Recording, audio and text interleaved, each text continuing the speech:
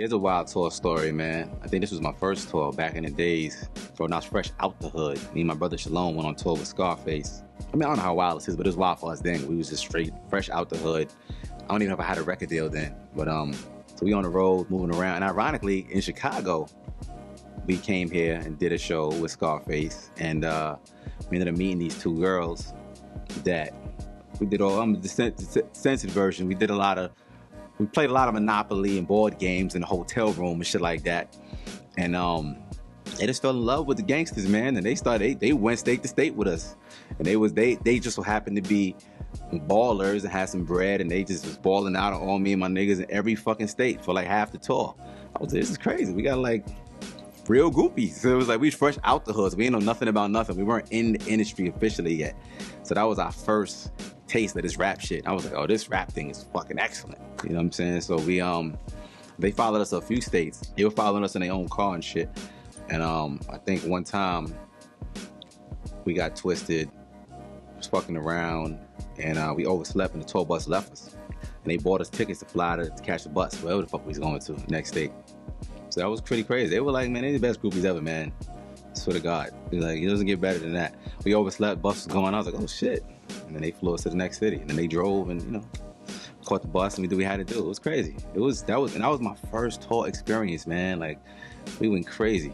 Like, you know what I mean? Like, it was crazy. It was crazy, man. That was our first real groupie, roadie, whatever you want to call it, experience where we, you know, met two people and they traveled halfway around the country with us to keep up with the whole team and the movement, and we're booking rooms in the same hotel and buying breakfast for the whole squad just to really stay around and doing, and, you know, playing a lot of Monopoly and a lot of board games in the hotel rooms and such, and it was fucking awesome. With Face, we just learned a lot on tour with Face, man, to keep it 100. So we went down to Houston and went down to his hometown, and he took us to his sister cookout, and I had my first time eating like gumbo and shit. She made the real deal gumbo. You know, Bun B's the big homie. I went out there, and I think I caught a cold in one of these cities, and I went out there and gave me a couple of the lean shit, and that cold went right away. It was awesome.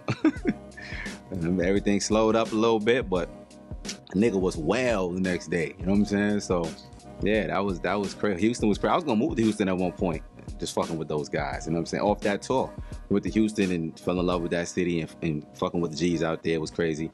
It was just crazy. That was my first tour, man, with Scarface. So to do that out the hood is like home run. So shout out to the guys, man. Or I think them chicks followed us from Chicago all the way down there.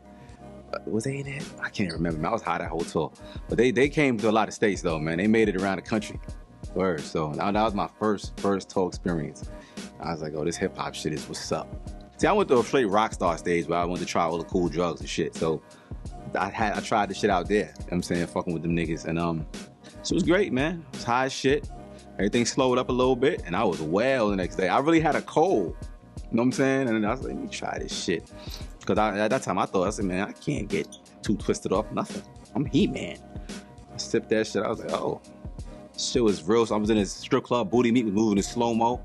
Nigga was high, I was right. Next day I was A-okay, man, off to the next city. So I never went too crazy. I was like more experimental, man. I just tried all the cool shit. Never like, oh, I'm gonna get this crack file and go ham. Like, nah, all the cool drugs.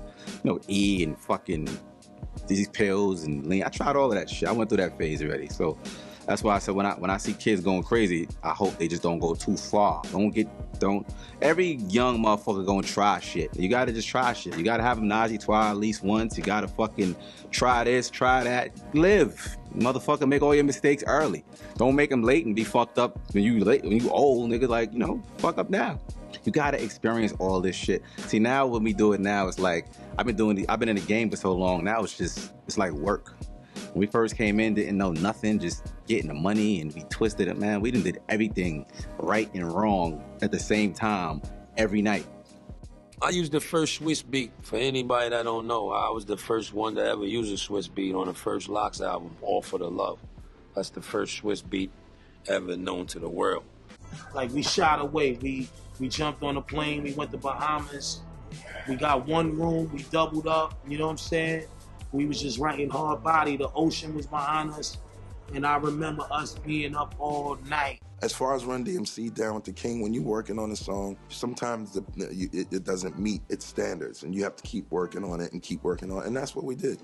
And we kept working on it and kept working on it until the song became what it is now.